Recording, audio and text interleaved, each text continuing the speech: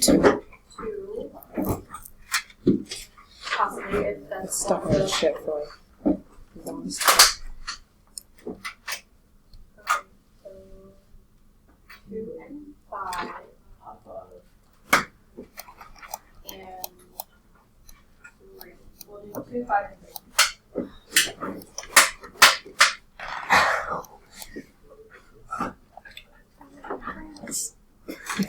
For 2, we can do this algebraically. You were supposed to be using Desmos as many times as possible. Starting with 21 and forward, you're going to be using Desmos for as many as possible regardless. Do we want to see this algebraically in Desmos or both? Algebraically. Algebraically, please. Number 3 is more so done algebraically because it's solving for x and not y. So we'll do that one algebraically. Number 5, do we want to see that done algebraically or in Desmos or both? Guys, stop talking. Algebraically.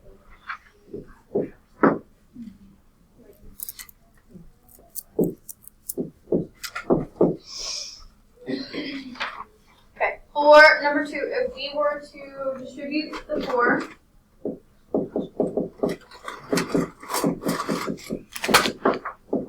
and combine like terms, at this point you should be able to see that you have different coefficients. So that's going to tell you this is one solution.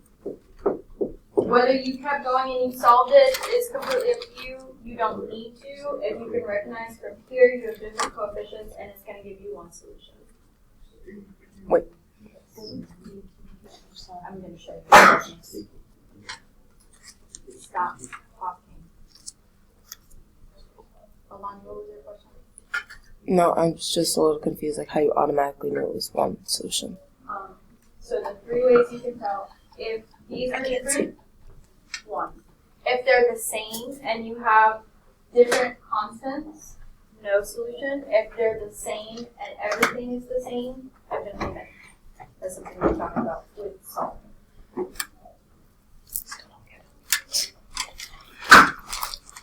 Can you read that equation off? Can we not simplify? No, there no. 4 is 2x plus 2 parentheses minus 3 6 over x.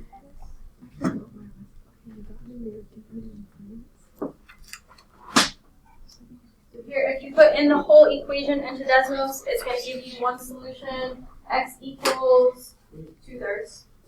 It was 2. Okay, I got it right, guys. Wait, 5? I got it right. Oh, was it 5? No, it's 2. No, what number? 2.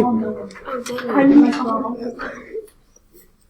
Right, refocus. For number 3, to solve this for x, you're not looking for x-intercept.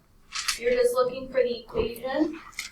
Getting x by itself, so get rid of 3y.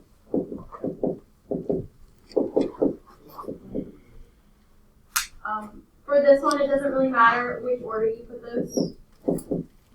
If you put the y first or not. And then divide everything by -1. So x equals 3 plus 3y.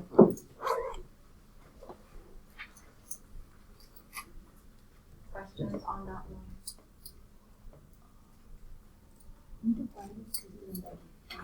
Yeah, divide out the negative, yes. Because otherwise it wouldn't be by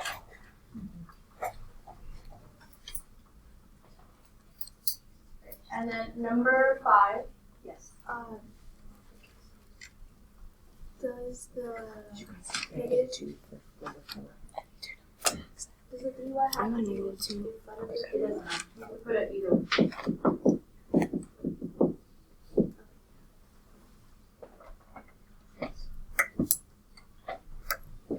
And then number 5, if we were doing this algebraically, we would first need to find the slope of this graph. If we look at the 2 points, I can go up 3 to the left 4 so that my slope is negative 3/4. Then I have to find the equation, but my y-intercept is going to be a decimal, and I can't make up a y-intercept, so I have to use my point slope.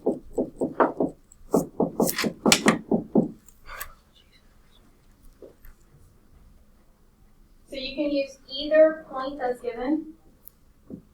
I'm going to use this one, 1, 1.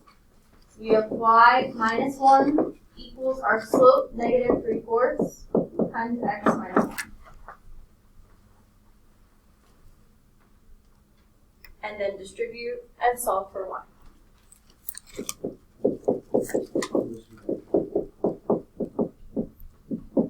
When we add 1, someone do that in the calculator, tell me what that is.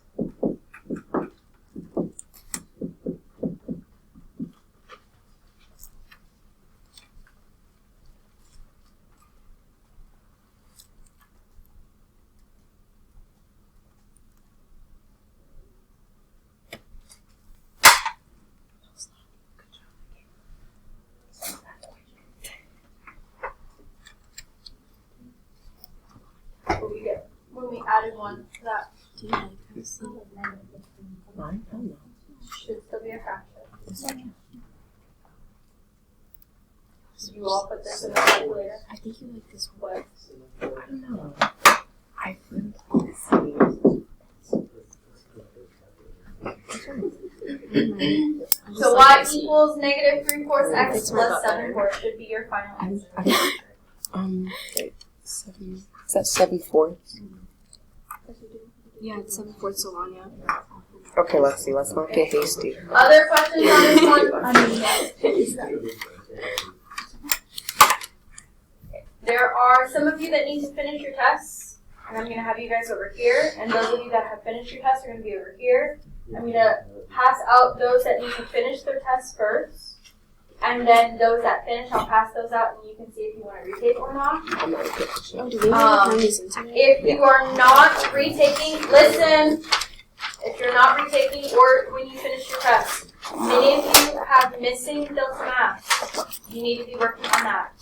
If you don't have missing delta mass and aren't retaking and are finished with tests, then you can grab one of the activities on the back shelf.